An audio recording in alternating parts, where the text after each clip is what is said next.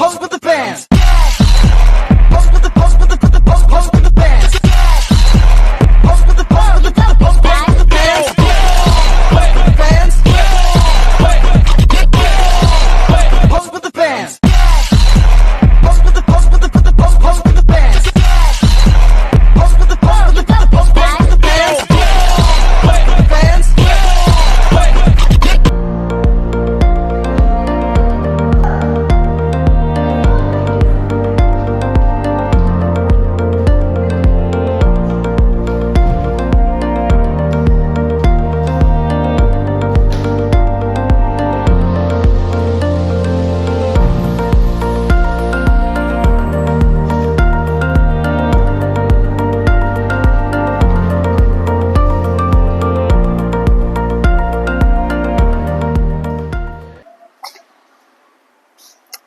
Selamat pagi anak-anak.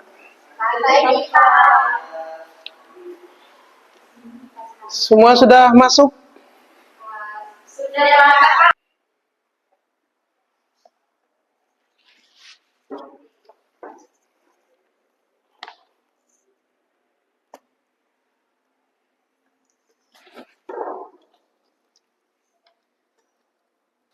Oke, baik anak-anak, selamat pagi.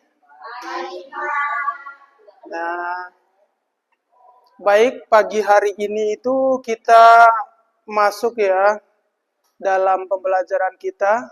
Pertemuan keberapa ini? Hari ini kita materinya apa? Materinya evaluasi pembelajaran dalam perspektif teori konstruktivisme. Ada yang tahu apa itu evaluasi pembelajaran?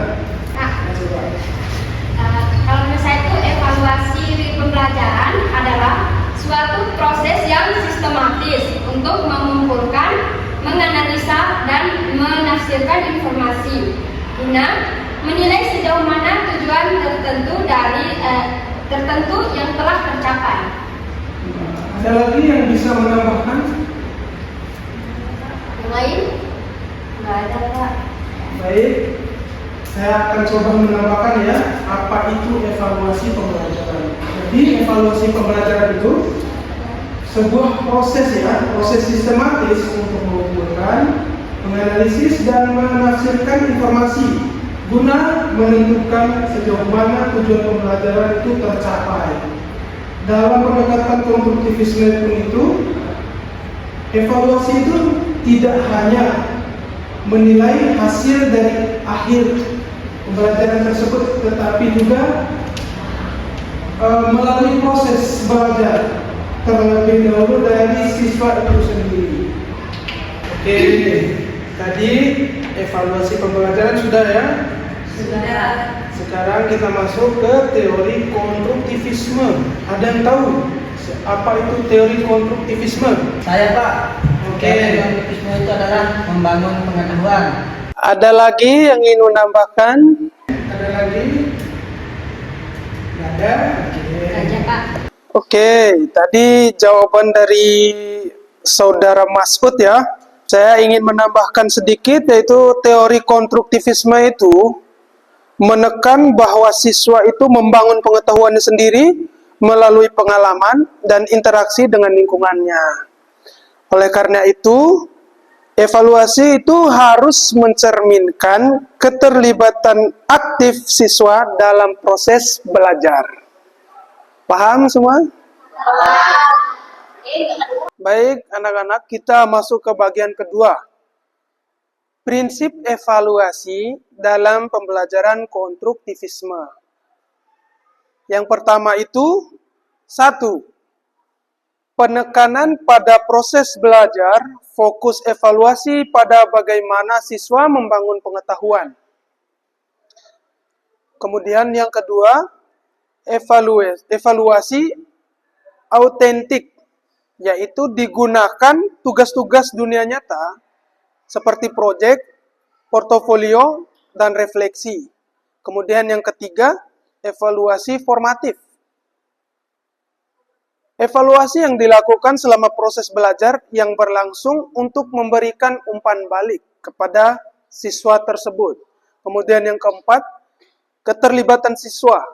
siswa terlibat dalam menilai hasil belajar mereka sendiri dan rekan-rekan mereka. Paham anak-anak?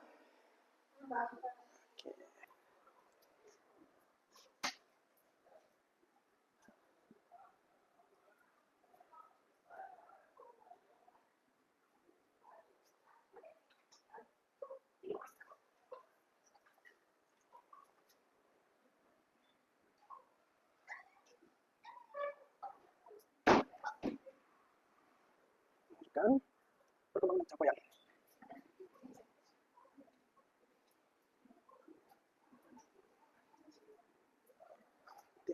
Penilaian berbasis project.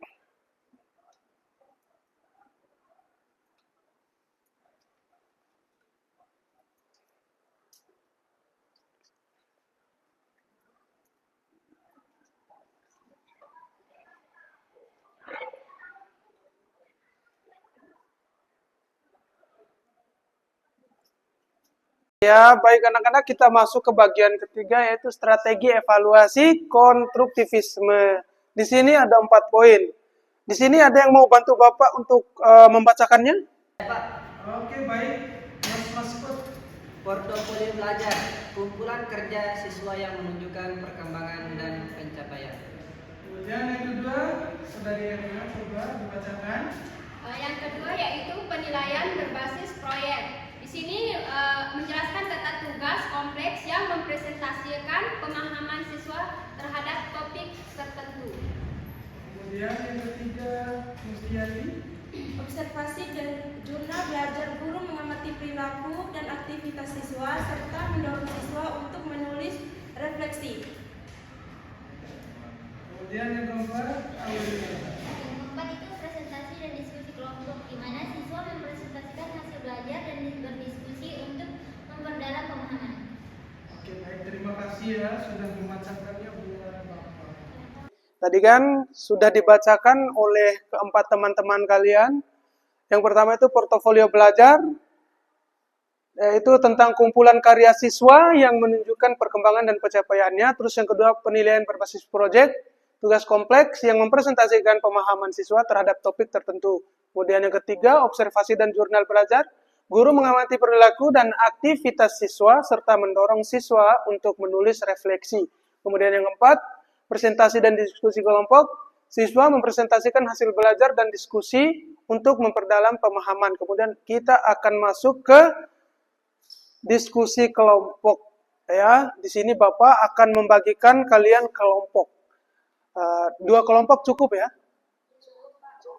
Cukup ya? Oh iya, oke. 3 orang, 3 orang. Langsung dibagi ya, 3 orang, 3 orang itu langsung dibagi.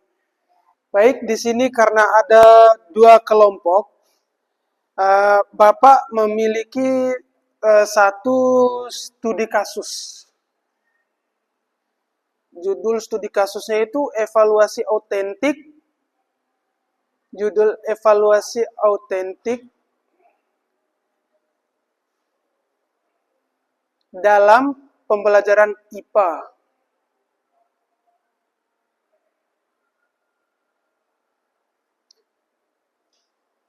Bisa Bapak bacakan ya studi kasusnya? Seorang guru IPA di kelas 8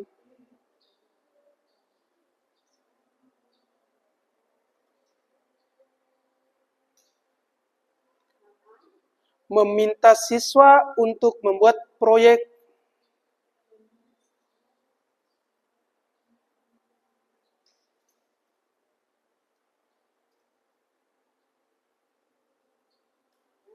ekosistem buatan. Ekosistem buatan.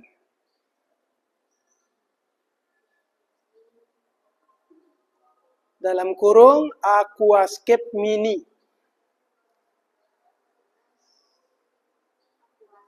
Cape Mini. Dan menjelaskan interaksi biotik dan abiotik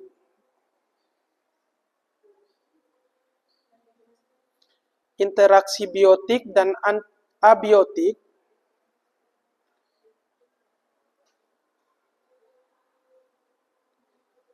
Abiotik di dalamnya.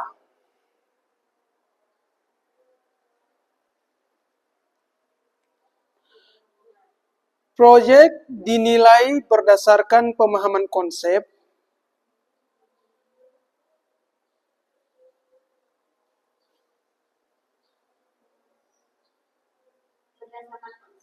kreativitas,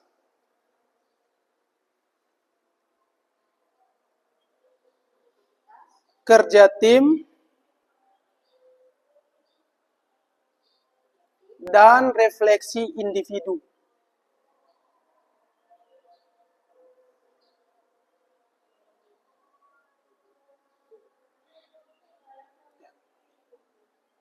Itu ya contoh soal studi kasusnya. Silakan diskusikan bersama anggota kelompoknya masing-masing.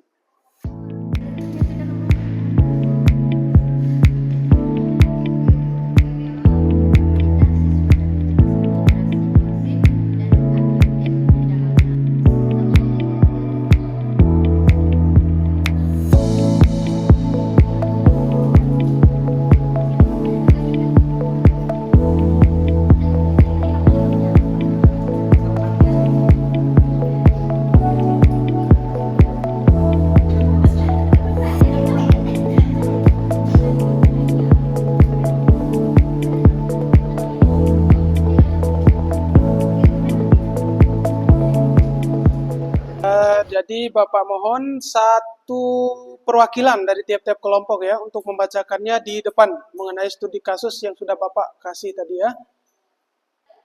Saya Pak.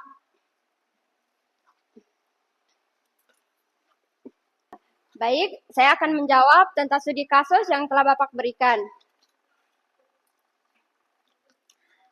Di dalam studi kasus ini menunjukkan bahwa evaluasi otentik dalam pembelajaran IPA dapat diterapkan melalui proses proyek nyata seperti pembuatan aquascape mini.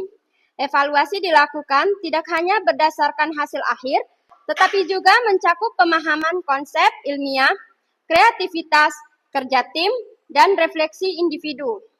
Pendekatan ini mendorong siswa untuk berpikir kritis, kreatif, serta mengembangkan keterampilan kolaboratif dan tanggung jawab personal, sehingga pembelajaran menjadi lebih bermakna dan konseptual. Terima kasih. Oke, saya sebagai perwakilan dari kelompok saya akan menjelaskan hasil diskusi studi kasus yang telah diberikan oleh Bapak. Studi kasus ini menunjukkan bahwa evaluasi autentik mendorong siswa belajar secara aktif dan bermakna melalui proyek nyata.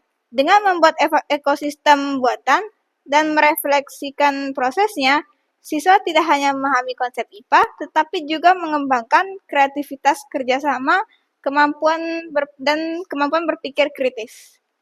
Sekian dari saya. Baik, terima kasih anak-anak sekalian karena diskusi kelompok hari ini itu Bapak cukup puas ya. Karena setiap kelompok itu melakukan diskusi ya dengan kerja sama tim yang baik. Pokoknya semuanya itu berinteraksi satu sama lain. Kemudian evaluasinya itu presentasinya sudah lancar. Terus siswa-siswa maupun mahasiswi itu mampu mengenal jurnal refleksi pribadi miliknya sendiri ataupun pribadi, serta mampu memberikan penilaian antar temannya masing-masing. Oke, anak-anak sekalian, di sini Bapak ada kuis. Siapa cepat ya? Ini Bapak menyiapkan 3 soal kuis. Bagi yang cepat angkat tangan, silakan menjawab kuis dari Bapak. Jadi siapa cepat untuk menjawab kuis ini dari Bapak, nanti Bapak kasih nilai KHS-nya amin. Ya, siapa cepat ya? Baik semuanya, fokus ya, harap fokus ya. Karena Bapak ini akan membacakan soalnya 2 kali. Siapa cepat, ingat siapa cepat dia yang dapat. Oke, sekarang Bapak akan bacakan soal kuisnya. Apa yang dimaksud dengan evaluasi autentik? A. Evaluasi berbasis ujian tulis. B. Evaluasi yang hanya menilai hafalan. C. Evaluasi berdasarkan tugas dunia nyata. D. Evaluasi berdasarkan nilai rata-rata. Baik, Bapak ulangi satu kali lagi. Apa yang dimaksud dengan evaluasi autentik? A. Evaluasi berbasis ujian tulis. B. Evaluasi yang hanya menilai hafalan.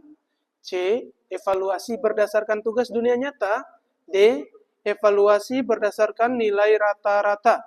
Saya Pak, Oke, Mustiati? D. Evaluasi berdasarkan nilai rata-rata. Salah. Saya Pak, Iya, Puri? Evaluasi berdasarkan tugas dunia nyata Pak. Betul.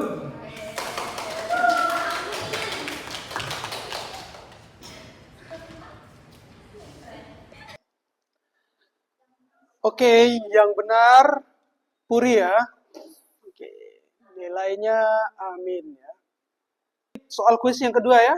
Baik, Bapak bacakan. Salah satu ciri khas evaluasi dalam konstruktivisme adalah A. Menekankan hasil akhir. B. Fokus pada peran guru. C. Mendorong siswa menjadi subjek evaluasi. D.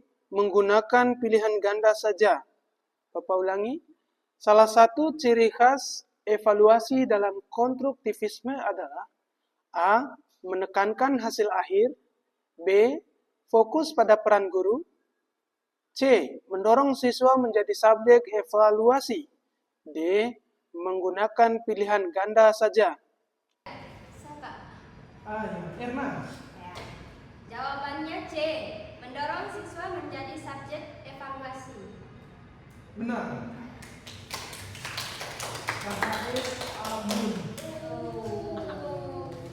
Oke, jawaban benar kedua didapat oleh Erna.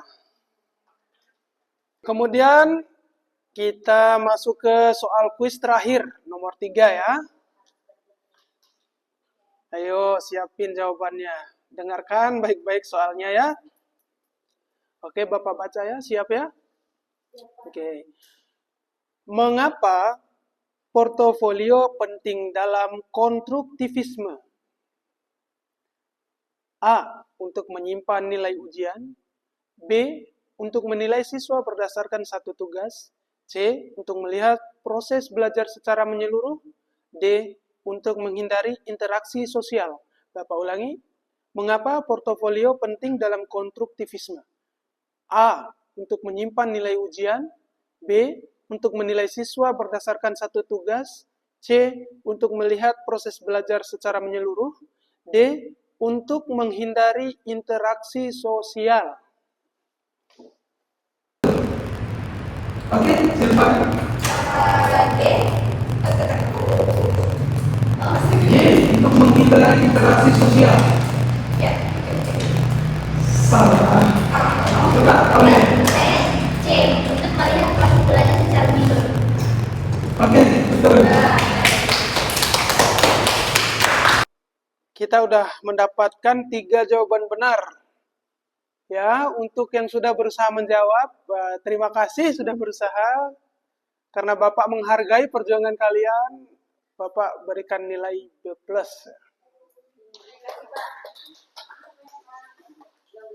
Bapak akan ataupun Bapak ingin melakukan tanya jawab kepada kalian.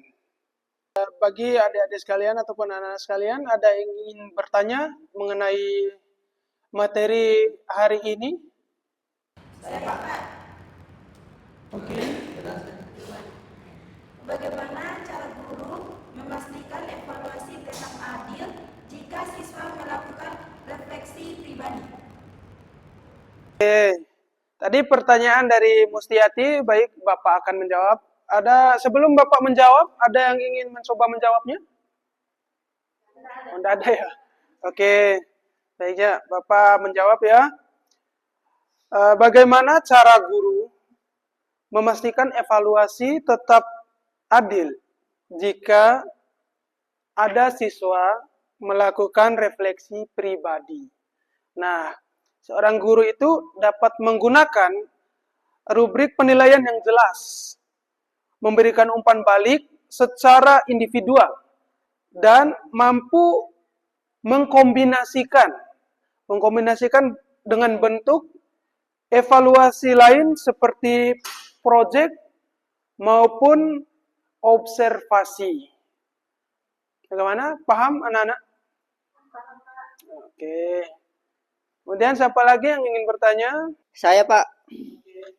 Apa tantangan utama dalam menerapkan evaluasi konstruktivisme? Oke, pertanyaan bagus dari Mr. Masud ya. Apa sih tantangan utama dalam menerapkan evaluasi konstruktivisme itu?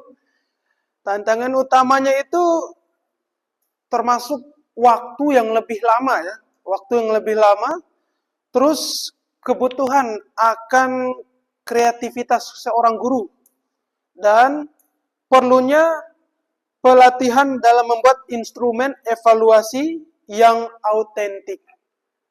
Jadi itu aja tantangannya. Kita itu memerlukan waktu yang sangat lama, terus mendorong guru itu harus memiliki kreativitas agar terlaksananya evaluasi konstruktivisme tersebut. Oke. Baik, ada yang ingin bertanya lagi? Tidak ada, Pak. Oke. Sebelum Bapak menutup pertemuan kita pada pagi hari ini, Bapak akan menyimpulkan sedikit ya tentang uraian materi yang sudah Bapak bahas tadi, yang sudah kita bahas bersama. Baik, evaluasi pembelajaran dalam pendekatan konstruktivisme itu memberikan ruang bagi siswa untuk mengeksplorasi, merefleksi, dan menunjukkan pemahamannya secara bermakna. Dan seorang guru sebagai fasilitator perlu kreatif dan reflektif dalam merancang evaluasi tersebut yang benar-benar mencerminkan perkembangan belajar siswa. Oke, paham semuanya? Karena waktunya sudah habis, sebelum kita meninggalkan ruangan, ada baiknya kita berdoa menurut kepercayaan kita masing-masing. Berdoa.